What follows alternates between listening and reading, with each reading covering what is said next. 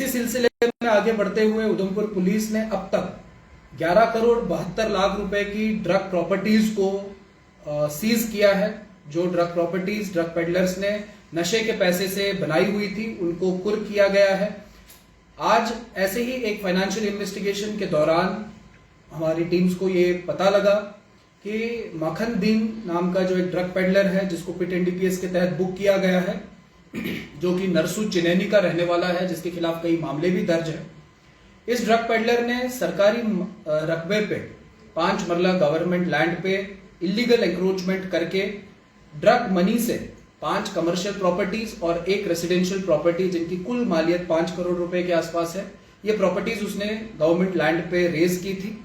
इस जानकारी का संज्ञान लेते हुए उधमपुर पुलिस और रेवेन्यू एडमिनिस्ट्रेशन जो है हमारा डिस्ट्रिक्ट का, उन्होंने मिलकर इस प्रॉपर्टी को आज सुबह एक एंटी एंक्रोचमेंट ड्राइव के तहत डिमोलिश किया है। हमारा यही मकसद है कि ड्रग पेडलर्स वो किसी भी गुट के हो, किसी भी गैंग के हो, किसी भी तबके के हो, उनको उनकी बिलों से ढूंढ के निकालना और कानून के कटघरे में खड़ा करना।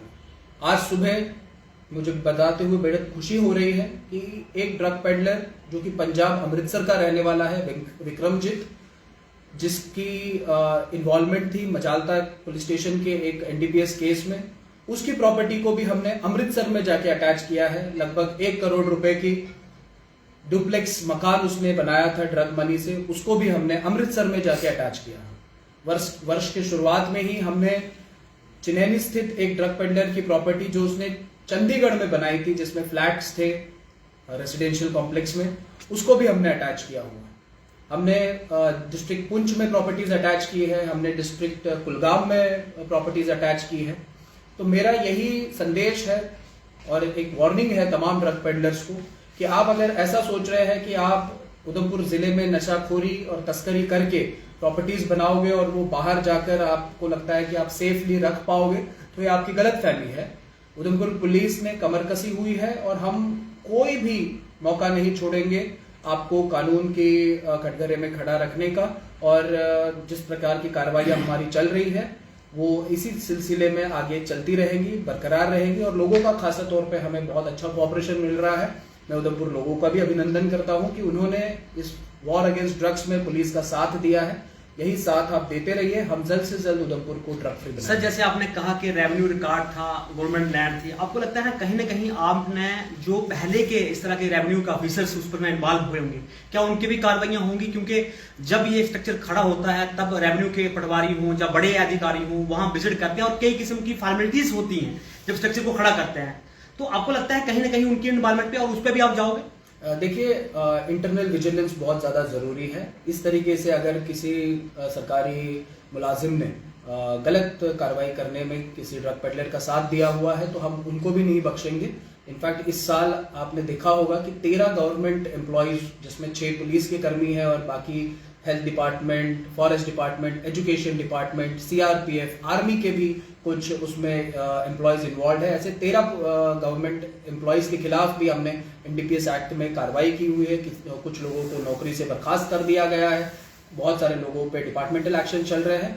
लिहाजा कोई भी व्यक्ति वो ड्रग पेडलर्स का साथ दे रहा हो उसको बख्शा नहीं जाएगा। मेरे संज्ञान में ऐसे भी मामले आए हैं जिसमें लोग ड्रग पेडलर्स की सिफारिश करते हैं, उनके सपोर्ट में खड़े होते हैं। ऐसे सिविलियंस और समाज में अच्छा ओहदा रखने वाले भी कुछ लोग हैं जो अपने पोजीशन का गलत फायदा उठा के पुलिस को प्रेशराइज करने की कोशिश करते हैं। मैं उनको भी ये इल्तिजा करता हूं कि ड्रग्स जो है ये एक सामाजिक बीमारी है। ये सिर्फ दूसरों के घरों तक नहीं पहुंचता है, ये आपके अपने घर पे भी पहुंच सकता है। लिहाजा हमें हर लेवल पे इसका विरोध करना चाहिए। आप एक आम सिविलियन क्यों ना हो, लेकिन अपने रिजॉल्व के तहत आपको आवाज बुलंद करनी चाहिए ड्रग पेडलिंग के खिलाफ और पुलिस का साथ देना चाहिए, ना कि पुलिस को प्रेशराइज करना चाहिए ड्रग पेडलर्स के फेवर में। अमर जी, देखा गया है जो जुवेनाइल हैं, जो ड्रग्स को लेकर हैं, उनके लिए क्या खास प्रोग्राम बनाए गए हैं? क्योंकि रिपीटेडली जो है इस तरह के क्राइम जुवेनाइल्स द्वारा किए जाते हैं और पुलिस उस पर थोड़ा सा एक्शन नहीं ले पाती। देखिए, जुवेनाइल जस्टिस एक्ट के तहत इस पे कार्रवाई की जाती है। हालांकि हमारी ये पूरी कोशिश होती है कि जुवेनाइल्स को इस पूरे जंजाल से जो है बचाया जाए, उनको रेस्क्यू किया जाए, because they are in need of rehab, they are in need of treatment. तो हम जुवेनाइल्स के प्रति एक सेंसिटिव रवैया अपनाते हुए कोशिश करते हैं कि वो इस दलदल में ना फंसे, क्योंकि एक बार एक व्यक्ति जब जेल में इस केस के तहत अंदर हो जाता है, फिर उसको वापस निकालना, उसको मेन स्ट्रीम में लाना एक बहुत बड़ा एक्सरसाइज है, जिसमें गवर्नमेंट के और भी इदारे इन्वॉल्व होते हैं। तो पुलिस की तरफ से हमारी यही कोशिश होती है कि जुवेनाइल जो है उनको खासतौर पे काउंसलिंग करके, ऐसे बहुत सारे पेरेंट्स हैं जो हम तक आते हैं अपने बच्चों की कंप्लेंट्स लेकर कि ये ड्रग कंज्यूम कर रहा है, तो हम फिर उनको काउंसलिंग करते हैं और कोशिश करते हैं कि वो इस विशियस साइकिल में ना फंसे। Sure.